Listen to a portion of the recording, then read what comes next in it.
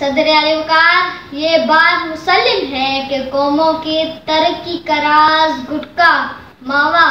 चालिया,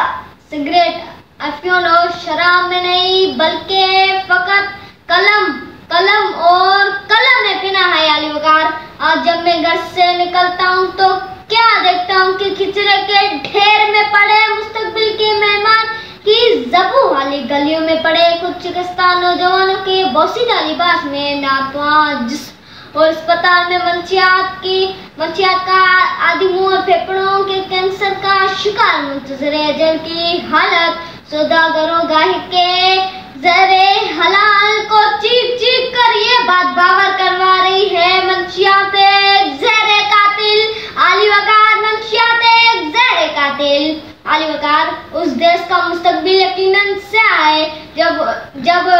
उनके नौजवानों को नशे की लत लग गई हो, जब नुमाइंदों के घर का चूल्हा काले पैसे से चचा हो, जब मंशियात की डोरियां पार्लियामेंट से हिलती हो, जब मंशदार नशा की बात की जाए तो कहीं सरे में फिल तो कहीं पसे पर्दा कुछ वजह की चीखें निकलती हूँ। कहने दीजिए अली वकार, आज कहने दीजिए कि मंशियात एक ज़हरे कातिल था, है और रहेगा। उसकी राहों में बंद बांध कर हम उसके खिलाफ थे, हैं और हमेशा रहेंगे। अपने भी खफा मुझसे, बेगाने भी नाखुश, अपने